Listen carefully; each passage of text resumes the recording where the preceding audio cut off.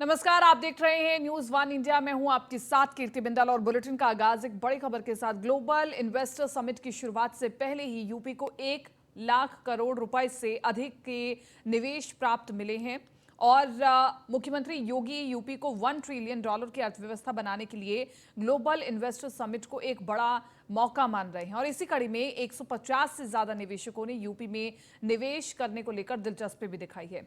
GIS 23 के लिए तैयारी पोर्टल पर निवेश के लिए आवेदन आए हैं। बताया जा रहा है कि GIS 23 पोर्टल्स के जरिए निवेश प्रस्तावों और MOU की प्रक्रिया पूरी की जाएगी। देखिए रिपोर्ट।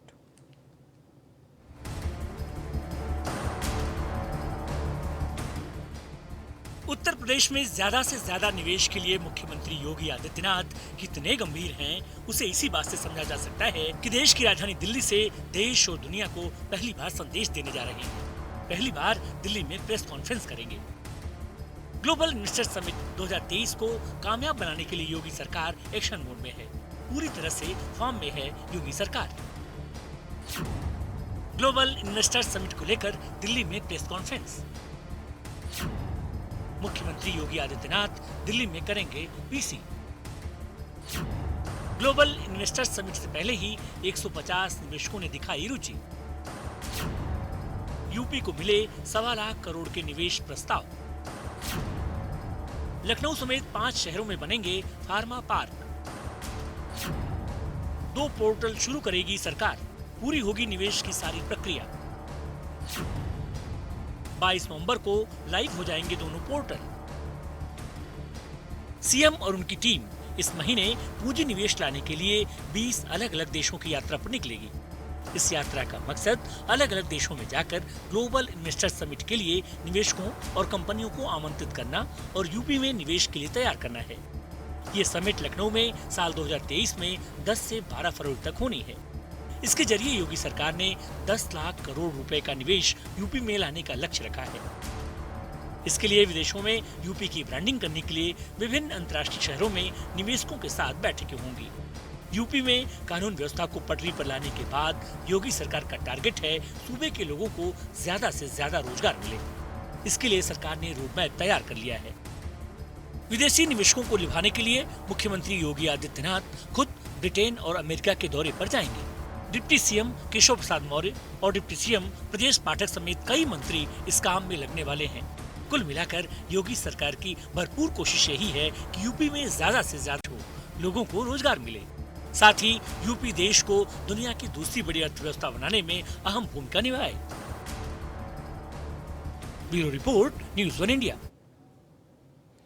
कल दिल्ली, गौतम बुद्ध नगर, गाजियाबाद जिले के दौरे पर रहेंगे सीएम योगी आदित्यनाथ। गौतम बुद्ध नगर, ग्रेटर नोएडा में यूनेस्को इंडिया अफ्रीका हैकाथॉन कार्यक्रम में शामिल होंगे। कार्यक्रम में 22 अफ्रीकी देशों के 603 छात्र इसमें शामिल होंगे। ग्रेटर नोएडा के बाद गाजियाबाद में प्रबुद्ध जन सम्मेलन को संबोधित करेंगे। कई विकास योजनाओं का लोकार्पण शिलान्यास करेंगे सीएम योगी। दिल्ली में GIS कर्टेन रेजर के संबंध में बैठक करेंगे। प्रस्तावित global investors summit curtain raiser को लेकर के बैठक करेंगे। तो ये बड़ी खबर हम आपको बता रहे हैं। मुख्यमंत्री योगी आदित्यनाथ का कल दिल्ली का दौरा है। प्रस्तावित ग्लोबल इन्वेस्टर समिट को लेकर के महत्वपूर्ण दौरा है दिल्ली का। और गौतम बुद्ध नगर, गाजियाबाद जिले के दौरे पर रहेंगे मुख्यमंत्री। गौतम बुद्ध नगर, ग्रेटर नोएडा में यूनेस्को इंडिया अफ्रीका हैकाथॉन कार्यक्रम में भी शामिल होंगे। कार्यक्रम में 22 अफ्रीकी देशों के 603 छात्र शामिल होंगे। और वहीं गुजरात दौरे पर सीएम योगी ने आज छोटा उदेपुर और खेड़ा में जनसभा को संबोधित किया। इस दौरान सरकार की उपलब्धियां गिनाते हुए विपक्ष पर जमकर निशाना साधा। धरती है भाइयों बहनों, अगर 1947 में भारत के सभी गणराज्यों को एकीकरण करने में इसी माटी के सपूत सरदार वल्लभ भाई पटेल ने अपनी दूरदर्शिता और दृढ़ इच्छा शक्ति का परिचय दिया, तो सन 2019 में कश्मीर से आतंकवाद की पर्याय बनी धारा 370 को हटाने के लिए प्रधानमंत्री मोदी जी के मार्गदर्शन में इसी धरती माटी के सपूत भारत के लोकप्रिय और यशस्वी गृह मंत्री श्री अमित भाई शाह जी ने जिस दृढ़ इच्छा शक्ति के साथ कश्मीर से धारा 370 को समाप्त किया है, भाइयों बहनों, आतंकवाद की ताबूत पर वह अंतिम कील है और आतंकवाद और नक्सलवाद का खात्मा हमेशा के लिए होगा। ये देश आजादी का अमृत महोत्सव मना रहा है। आजादी के अमृत महोत्सव के वर्ष पर भारत का, जिस ब्रिटेन ने भारत पर 200 वर्षों तक शासन किया, उस ब्रिटेन को पछाड़ करके भारत का दुनिया का 5वीं अर्थव्यवस्था बनना, यह आर्थिक क्षेत्र में प्रधानमंत्री मोदी जी के नेतृत्व में भारत के वित्तीय प्रबंधन का बेहतरीन उदाहरण है और भारत दुनिया की सबसे बड़ी आर्थिक ताकत बनेगा, इसमें अब कोई संदेह किसी को नहीं होना चाहिए। बिना भेदभाव के शासन की योजनाओं का लाभ सबको मिल रहा है। हम विकास कराएंगे सबका, लेकिन तुष्टीकरण किसी का नहीं करेंगे। यह आज भारतीय जनता पार्टी का संकल्प है। भारत के सर्वोच्च संवैधानिक पद पर, देश के राष्ट्रपति के पद पर एक वनवासी और जनजातीय परिवार से जुड़ी हुई श्रीमती द्रौपदी मुर्मू जी को देश का राष्ट्रपति बना करके भारत का गौरव बढ़ाने का काम प्रधानमंत्री मोदी जी के नेतृत्व में हुआ है। तो दूसरी तरफ गुजरात के अंदर भगवान बिरसा मुंडा के नाम पर विश्वविद्यालय की स्थापना का कार्यक्रम भी उसी श्रृंखला का एक नया हिस्सा है। गुजरात विधानसभा चुनाव अपने पूरे चरम पर है। प्रदेश में इस बार बीजेपी, कांग्रेस और आम आदमी पार्टी के बीच त्रिकोणीय मुकाबला देखने को मिल सकता है। वहीं इस चुनाव में 12 नवंबर को कांग्रेस की ओर से पीएम मोदी पर दिए गए औकात वाले बयान पर प्रधानमंत्री मोदी ने खुद पलटवार किया है। कहा, मेरी कोई औकात नहीं, मैं तो सेवादार हूं। तो बड़ा सवाल यह है कि गुजरात में किस पार्टी की कितनी औकात है। देखिए रिपोर्ट।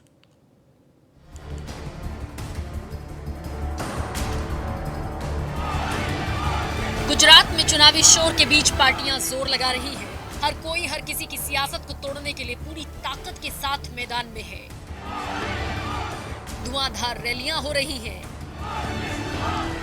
राहुल गांधी भारत जोड़ो यात्रा से ब्रेक लेकर गुजरात के सियासी मैदान में अपने महारथियों के मनोबल को बढ़ाने के लिए पहुंच गए हैं। दिल्ली के मुख्यमंत्री अरविंद केजरीवाल एमसीडी चुनाव के बीच में वक्त निकालकर गुजरात में डेरा जमा चुके हैं।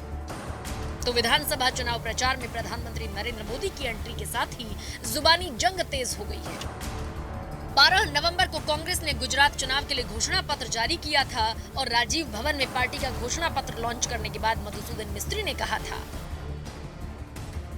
वो गुजरात चुनाव में प्रधानमंत्री मोदी को औकात दिखाएंगे। प्रधानमंत्री नरेंद्र मोदी कितनी कोशिश कर लें, वो सरदार पटेल नहीं बन सकते।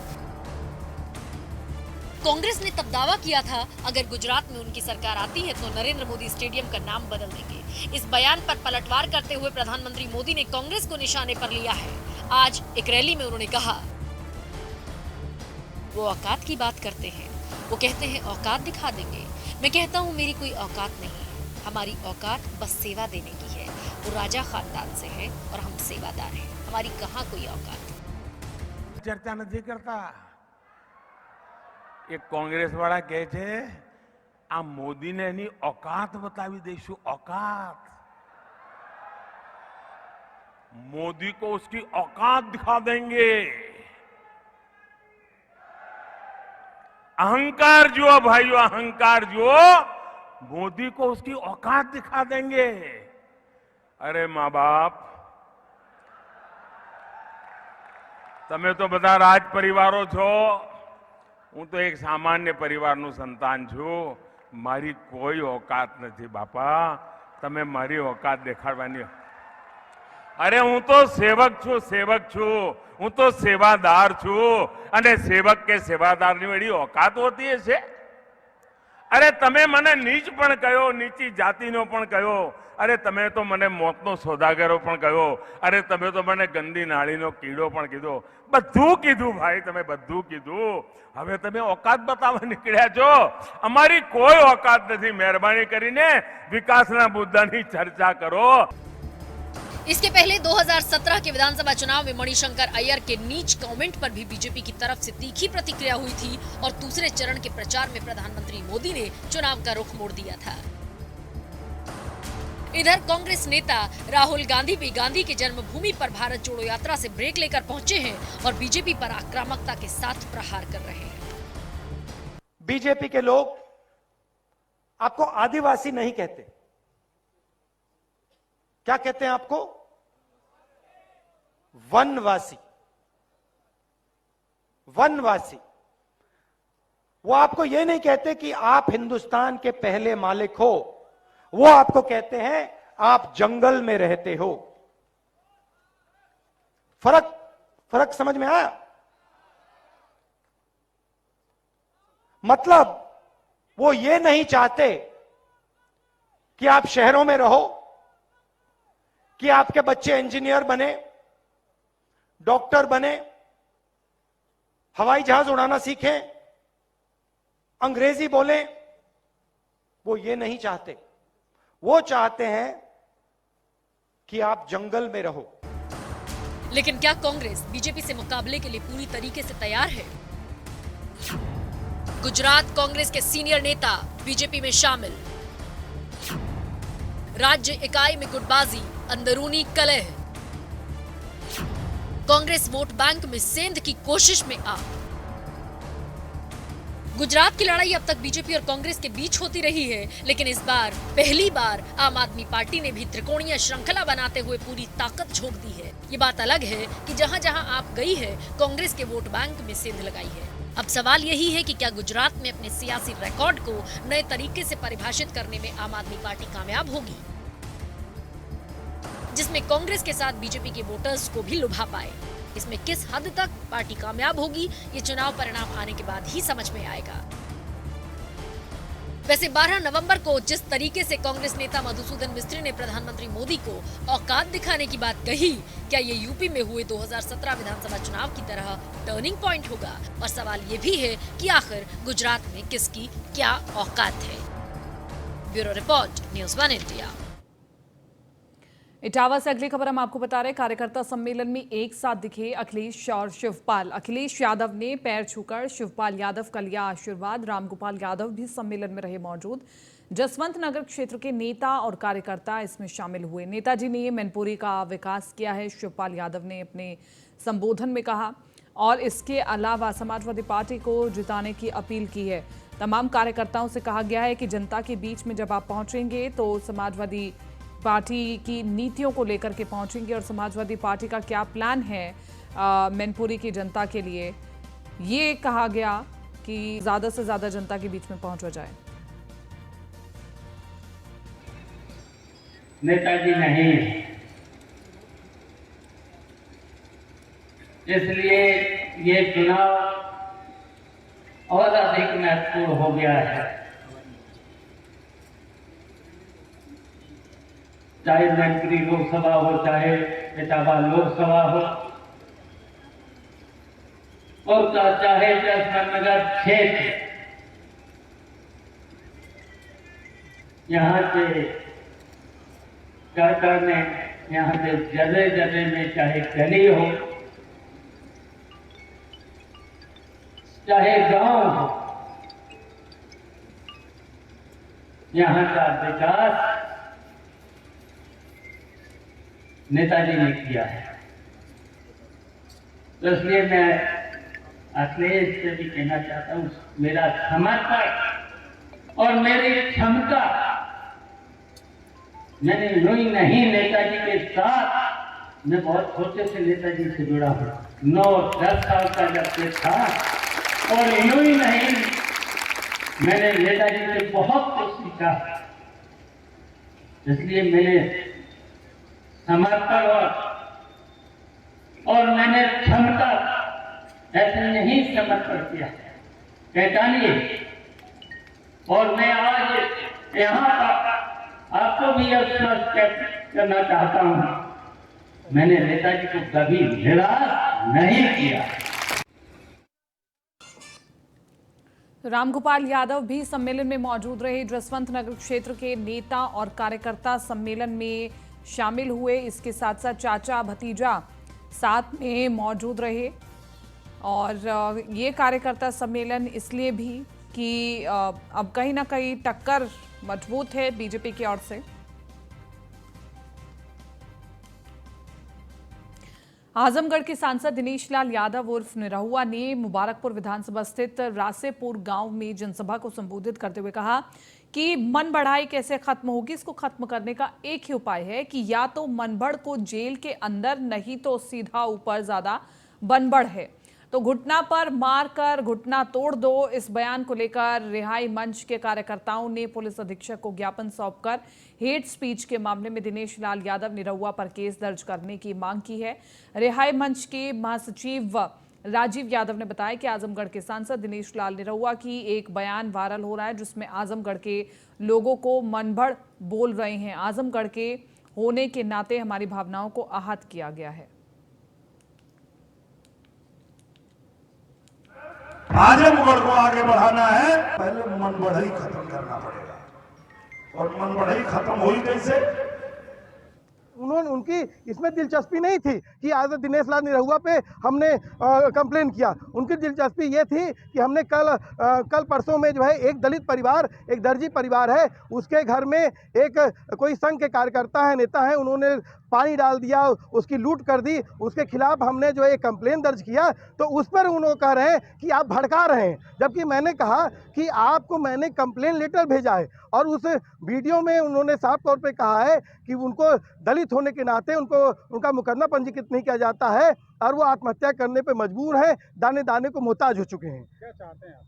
देखिए, हम साफ चाहते हैं, जिस कंप्लेन को लेकर दिनेश लाल यादव निरहुआ पे हम आए हैं, कि दिनेश लाल निरहुआ के ऊपर तत्काल सुसंगत धाराओं में मुकदमा पंजीकृत किया जाए, जिससे कि इस तरह की हेट स्पीच न दें। क्योंकि लगातार जिस तरह किसान आंदोलन के लोग हेट स्पीच दे रहे हैं और आज फिर उन्होंने शनिवार को हेट स्पीच दिया। आने वाले दिनों में कहीं लखीमपुर की तरह सरकार और सरकार के लोग, भाजपा के गुंडे किसानों और आजमगढ़ के लोगों पर कहीं हिंसा की कोई वारदात न कर दें। और कोई भी आजमगढ़ के व्यक्ति के ऊपर अगर किसी प्रशासन और सरकार के गुंडे, भाजपा के गुंडे की हिंसा की वारदात करेंगे, उसके लिए प्रशासन जिम्मेदार होगा। तो उनकी इसमें दिलचस्पी।